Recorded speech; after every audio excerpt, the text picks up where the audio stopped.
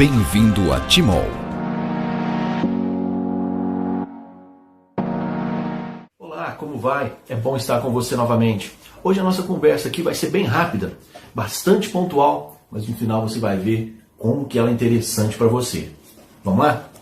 Há um tempo, quando ninguém nem imaginava pensar que seria uma pandemia, a Timol investiu em um grande projeto, coordenado pelo Dr. Geraldo Balieiro, com uma extensa equipe multidisciplinar que trouxe à luz da ciência os efeitos da água magnetizada pelo xilocimol. Uma coisa que ficou clara e evidente foi a questão do aumento dos níveis de oxigênio no sangue. Por que eu estou pontuando isso agora? Por que eu estou falando isso agora? Você vai ver como que nos dias de hoje, com a Covid-19, coronavírus, esse fato é extremamente importante. E só agora os médicos estão começando a descobrir por que o nível de oxigênio no sangue é tão importante no combate e na prevenção à Covid-19. Tem um vídeo viralizando na internet de dois médicos que trazem as últimas revelações sobre a Covid-19. Esses dois médicos eles fazem parte da Angioscope, uma clínica do estado de São Paulo, com sede em São Paulo, capital, e também em São José dos Campos. Pelo site deles aqui é possível entrar nas redes sociais, e nas redes sociais deles nós temos esse vídeo apresentado por eles, que mostra que a Covid não é uma doença respiratória, e sim sistêmica. Nos últimos dias, médicos italianos, espanhóis e americanos publicaram casos sobre a maneira como o coronavírus acomete diferentes partes do corpo. Coração, causando infartos, cérebro, causando AVCs e mesmo sobre os padrões de lesão encontrados nos pulmões dos doentes. E na verdade, meus amigos, a gente chega à conclusão que o coronavírus ele não é uma doença respiratória, mas sim uma doença sistêmica com uma característica mais hematológica. Eu sou a doutora Ana Carolina Hoff, cirurgiã endoscopista, e esse é o doutor Evaldo Jaqueto Júnior, cirurgião vascular. A insuficiência respiratória que a gente tem visto não é parecida com nada que a gente tenha visto antes. Por isso o tratamento de cada hospital do mundo é tão diferente, é tão questionado. Mas as descobertas dos últimos dias mostram que o Covid-19 causa hipóxia, que é a falta de oxigênio no sangue de uma maneira prolongada e progressiva, porque no nosso sangue, dentro dos glóbulos vermelhos, a gente tem uma proteína chamada hemoglobina, que carrega o oxigênio e o ferro, mas ela não faz isso sozinha, ela precisa de ajuda. E esse vírus se liga nesses carregadores de oxigênio. E na falta dos carregadores, os níveis de oxigênio caem, e isso leva à falência dos órgãos.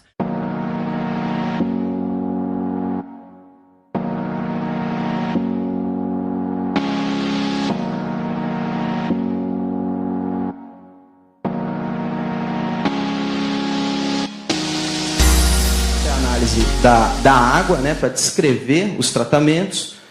Como o Dr. Márcio já colocou, nós observamos um aumento no oxigênio dissolvido. Tá, que é a análise de gases, né, de dióxido de carbono, de oxigenação do sangue.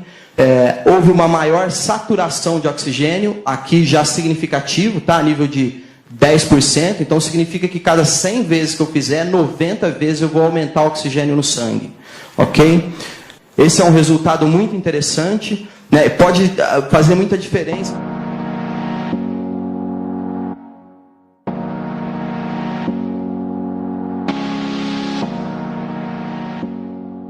E com isso, a gente pode entender por que os pacientes retornam ao hospital depois de já curados.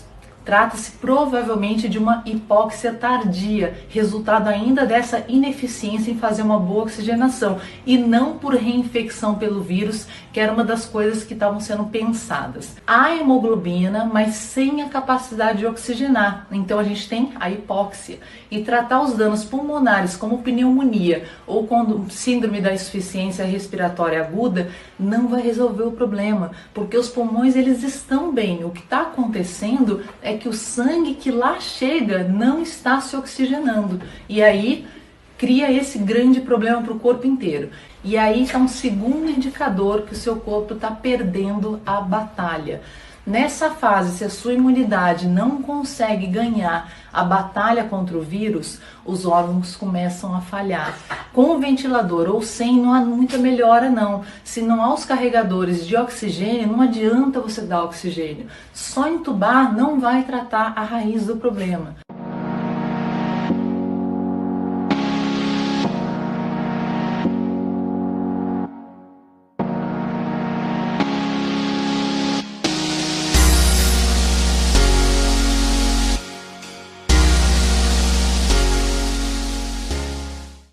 Gente, comentando então sobre os grupos de risco, a gente tem que lembrar que os principais são os cardiopatas, os pneumopatas, os hipertensos, os diabéticos, idosos e os obesos.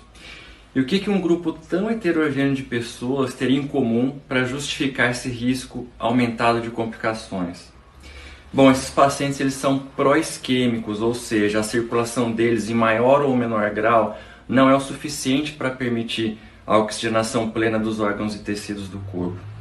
Apesar disso, ainda existia uma compensação clínica, né? Já que, como são situações crônicas e o organismo ele acaba se adaptando, juntamente, lógico, com o uso das medicações para cada doença específica.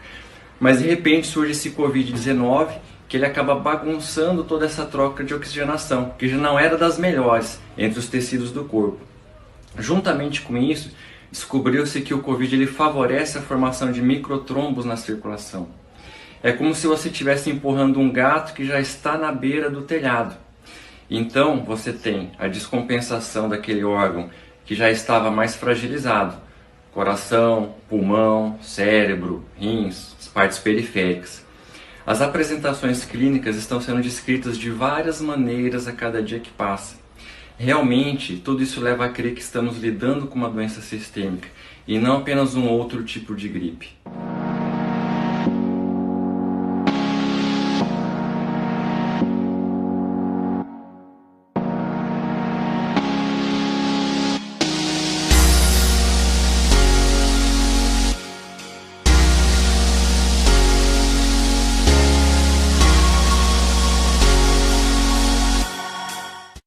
Assim como eu, vocês também devem estar bastante surpresos.